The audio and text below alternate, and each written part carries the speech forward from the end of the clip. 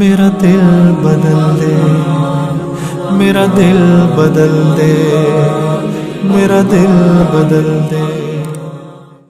محمدا عبده ورسوله صلى الله عليه وعلى آله وأصحابه وأزواجه وبارك وسلم تسليما كثيرا كثيرا.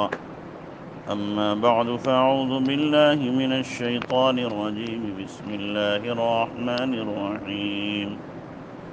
سبحان الذي أسرى بعبده ليلا من المسجد الحرام إلى المسجد الأقصى الذي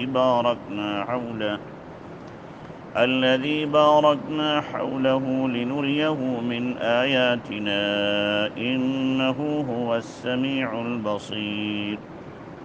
صدق اللہ العظیم. میرے محترم بھائیو بزرگو، اللہ تبارک و تعالی نے اس آیت میں واقع معراج کو بیان کیا ہے. اللہ کے نبی جناب رسول اللہ صلی اللہ علیہ وسلم کے فضائل و کمالات اور آپ کی عظمتوں میں سے یہ بات بھی ہے کہ آپ کو اللہ تبارک و تعالی نے آپ کے اسی جسم کے ساتھ معراج عطا فرمائی. دو چیزیں الگ الگ ہیں، ایک ہے واقع اسرا، دوسرے ہے معراج. اسرا کہتے ہیں مسجد حرام سے بیت المقدس تک جو آپ براق پر سوار ہو کر تشریف لے گئے، اس کو واقع اسرا کہتے ہیں.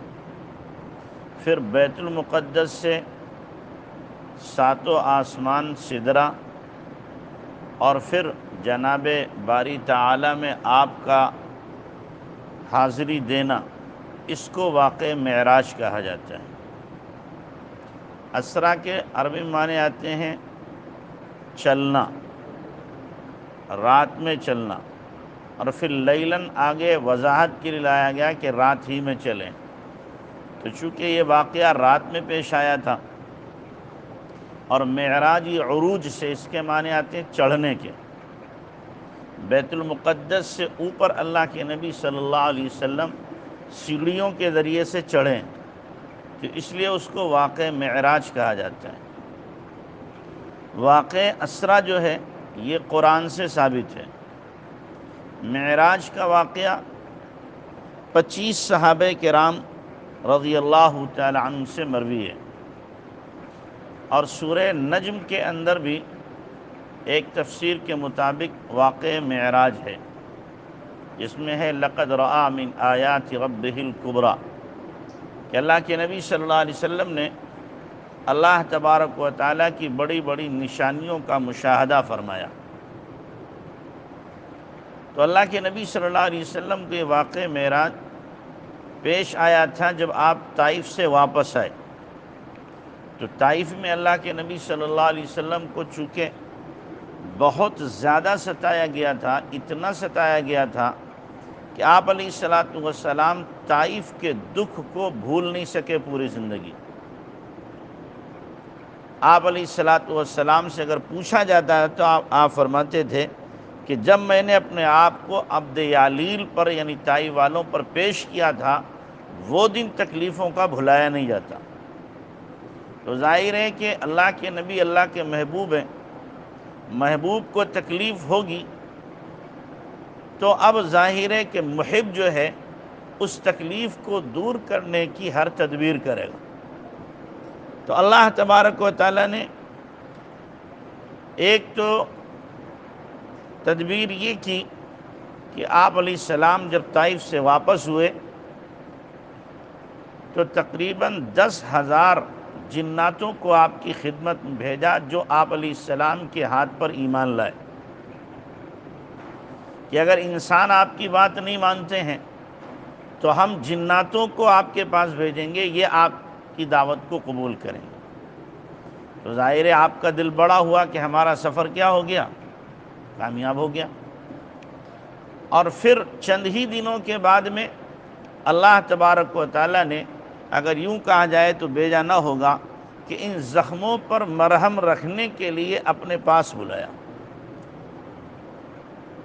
کہ نبی کو تکلیف پہنچی ہے، لہذا اب یہاں پر لوگ یہ سمجھ رہے ہیں کہ اللہ کی نگاہ میں نبی کا مقام نہیں، کہ اللہ ان کافروں سے پٹوا رہا ہے۔ تو اللہ تعالیٰ نے دکھایا مقام تو میرے نبی کا اتنا ہے کہ میں اس کو عرش پہ بلا رہا ہوں، لیکن یہ تمہاری بدبختی ہے کہ تم نبی کے مقام کو سمجھتے نہیں۔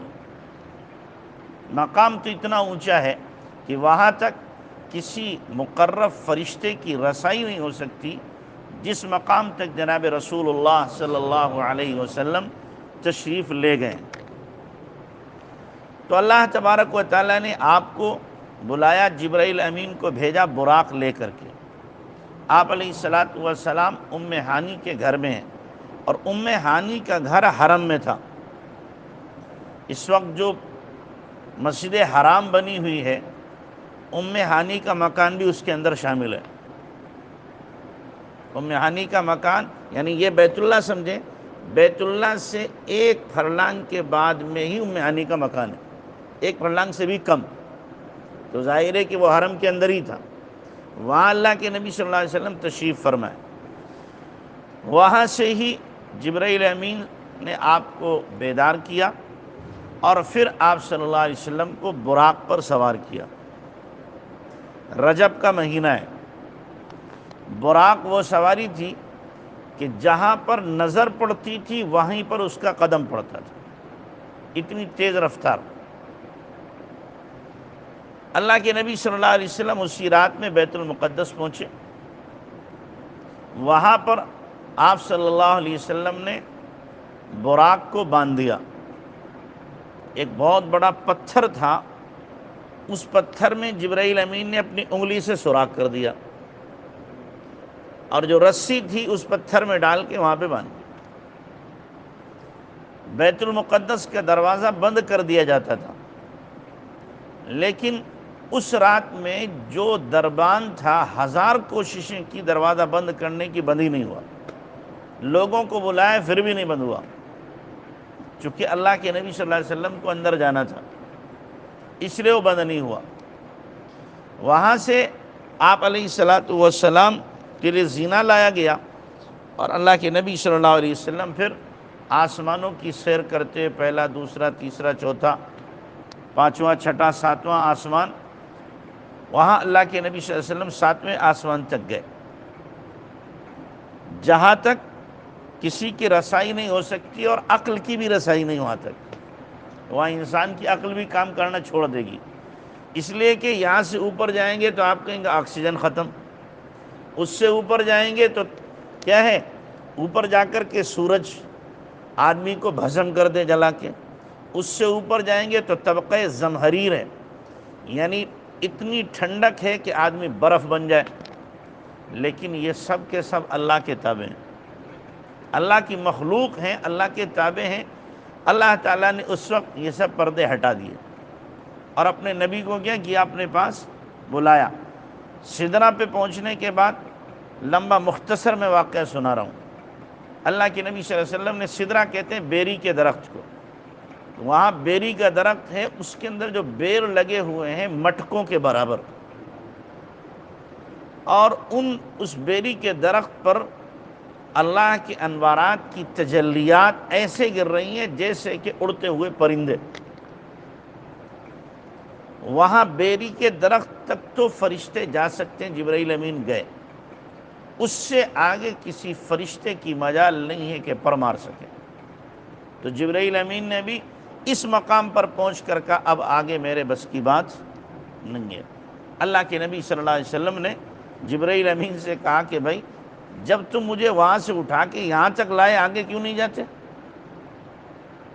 شیخ سعدی نے کہا بدو گفت سالار بیت الحرام کہ اے حاملے وہی برتر خرام، جو دردوستی مخلصم یافتی عنانم صحبت چرا تافتی، کہ اے وہی کے لانے والے فرشتے، تم وہاں سے یہاں تک لے کے آئے، دوستی مجھے پکا پایا ہے، تم میرا ساتھ کیوں چھوڑ رہے ہو؟ تو جبرائیل امین نے کہا اگر یکسر منہ برتر پرم، فروغ تجلی بسوزت پرم، ایک بال برابر آگے بڑھوں گا اللہ کی تجلیات جلا کے مجھے راکھ کر دیں گے، میں آگے نہیں جا سکتا۔ تو پھر اس سے آگے اللہ کے نبی صلی اللہ علیہ وسلم پھر تشریف لے گئے۔ اپنی شان کے مطابق اللہ نے اپنے حبیب کو جیسے چاہا ویسے اپنے پاس میں کیا کیا، بلا لیا۔ اور پھر ہم کلامی کا شرف حاصل ہوا۔ بڑے کے دربار میں جاتے ہیں تو کوئی ہدیہ لے کے جاتے ہیں، کیا لے کے جاتے ہیں؟ اب اللہ کے دربار میں جانا ہے تو کون سا ہدیہ لے کے جائیں؟ تو اللہ کے نبی صلی اللہ علیہ وسلم نے ہدیہ کیا پیش کیا؟ التحیات للہ والصلوات والطیبات۔ اے اللہ تمام جسمانی عبادتیں، مالی عبادتیں، اور اسی طریقے سے تمام کی تمام قولی زبانی عبادتیں، یہ سب کی سب تیرے لیے ہیں، یہ ہدیہ پیش کیا۔ تو ادھر سے جواب آیا فرشتوں کی طرف سے بھی، السلام علیک ایھا النبی ورحمۃ اللہ وبرکاتہ۔ اس وقت اللہ کے نبی کو ہم آپ گنہگار یاد آ گئے، امت یاد آئی۔ تو اللہ کے نبی نے صرف اپنے لیے سلام نہیں لیا، بلکہ کیا، السلام علینا وعلی عباد اللہ الصالحین، ہمارے اوپر بھی سلامتی ہو، اور جو نیک بندے ہیں یعنی آپ کی امتی تھی ان سب کے اوپر بھی سلامتی ہو۔ اور پھر ہم کلامی ہوئی، اللہ تعالیٰ نے نمازیں دی۔ قصہ مختصر، اللہ کے نبی صلی اللہ علیہ وسلم وہاں سے لوٹے انوارات و تجلیات اور اللہ کی طرف سے ہدایہ لے کر کے، اللہ کی طرف سے ہدایہ لے کر کے، کہ اللہ نے بھی اپنے نبی کو کیا ہے، بہت سارے ہدیے دیے۔ اس ہدیے میں ہی نماز ملی تھی۔ ہدیے میں کیا ملی تھی؟ کہ روز تو آپ آ نہیں سکتے، ہم تمہیں روزانہ ملاقات کیسے کرو گے وہ چیز دے رہے ہیں۔ تو اللہ نے نماز دے دی کہ آج تو ہم نے یہاں پہ بلایا ہے، اب یہ دے رہے ہیں کہ جب تمہارا جی چاہے ہم سے ملاقات کا نیت باندھنا، ملاقات ہو جائے گی۔ اسی کو اللہ کے نبی صلی اللہ علیہ وسلم نے کیا فرمایا؟ الصلاۃ معراج المومنین، نماز ایمان والوں کی کیا ہے؟ معراج ہے۔ ہمیں تو معراج ہوئی، آسمانوں پر بلا کر اللہ نے کی۔ تمہیں معراج کا اگر سبق یاد کرنا ہے اور معراج والی کیفیات پیدا کرنا ہے، اس کے لیے تمہارے لیے کیا ہے؟ نماز ہے۔ اللہ کے نبی جب واپس آئے اور بیت المقدس پہنچے تو جن انبیاء سے ملاقات کی تھی، ہارون علیہ السلام ہیں، یوسف علیہ السلام ہیں، موسیٰ علیہ السلام ہیں، ابراہیم علیہ السلام ہیں، 7-8 انبیاء کرام علیہ السلام سے ملاقات کی۔ اللہ کے نبی صلی اللہ علیہ وسلم جب واپس آئے ہیں، وہ سارے نبی آئے، اور اسی طریقے سے جتنے انبیاء کرام تھے وہ سب آپ کے استقبال میں موجود تھے۔ یہ تو گویا آسمانوں سے چل کے آئے۔ انبیاء کرام آپ کی مشایعت میں، یعنی بڑا آدمی جب جائے کہیں واپس ہو تو کہتے ہیں اس کو تھوڑی دور چھوڑنے چاہیے۔ تو اللہ کے نبی واپس آ رہے ہیں تو یہ انبیاء کرام علیہ السلام، ماں ابراہیم اور آدم علیہ السلام بھی اس میں ہیں، ابا جی بھی ہیں، دادا جی بھی ہیں۔ ابراہیم علیہ السلام بھی ہیں، آدم علیہ السلام بھی ہیں، یوسف علیہ السلام بھی ہیں، عیسیٰ علیہ السلام بھی ہیں، ادریس علیہ السلام بھی ہیں، ہارون علیہ السلام بھی ہیں، موسیٰ علیہ السلام بھی ہیں۔ یہ سب کے سب انبیاء کرام آپ کو بیت المقدس تک چھوڑنے آئے۔ نماز کا وقت ہو گیا تھا غالباً فجر کا، تو اب صفیں لگ گئیں، سارے انبیاء کی صفیں لگی ہوئی ہیں، امام کا انتظار ہے۔ اللہ کے نبی صلی اللہ علیہ وسلم پہنچے، جبرائیل امین نے آپ کو آگے کیا، آپ نماز پڑھائیے، تاکہ تمام انبیاء کی آپ کو سیادت، قیادت، امامت حاصل ہو جائے۔ آپ علیہ السلام نے کیا کی؟ امامت کرائی، سارے انبیاء آپ کے کیا بنے؟ مقتدی بنے۔ امام نماز کے بعد میں پھر اللہ کے نبی صلی اللہ علیہ وسلم نے انبیاء کرام علیہ السلام سے ملاقات کی، اور اسی رات میں پھر براق کے ذریعے سے آپ علیہ السلام مکۃ المکرمہ واپس آ گئے۔ صبح کو آپ نے تذکرہ کیا کہ ایسا ایسا ہوا، کفار کو تو مل گئی پھلجڑی، کہنے لگے لو جی اب تک تو سناتے ہی تھے، اب تو یہ انہوں نے بے پر کی سنانا شروع کر دیے، ایک رات میں پہنچ جائیں گے یہ کہاں؟ فلسطین، اور وہاں سے اتنے اوپر جائیں گے، یہ کوئی ماننے والی دیوانے کی بڑھ لگ رہی ہے۔ تو اور ہنگامہ کیا، یہاں تک کہ کچھ کمزور ایمان والے مرتد ہو گئے۔ ابو جہل کو بڑا نسخہ ہاتھ آیا، کہنے لگا اچھا، بھاگا ابو بکر رضی اللہ عنہ کے پاس گیا، سنا ابو بکر تم نے کہ کیا؟ اگر کوئی آدمی یہ کہے کہ ایک رات میں فلسطین گیا واپس آ گیا پھر آسمانوں پہ، مانو گے کہ نہیں مانوں گا؟ تمہارے سے دوست کہہ رہے ہیں محمد صلی اللہ علیہ وسلم، اگر وہ کہہ رہے ہیں تو سچ ہے، وہ کہہ رہے ہیں تو کیا ہے؟ سچ ہے۔ جب انہوں نے یہ کہا حضرت ابوبکر رضی اللہ عنہ نے، اس وقت سے ان کو لقب ملا صدیق کا۔ اللہ کے نبی نے اس وقت دیا تھا صدیق کا ان کو لقب، حضرت ابوبکر رضی اللہ تعالیٰ عنہ کو۔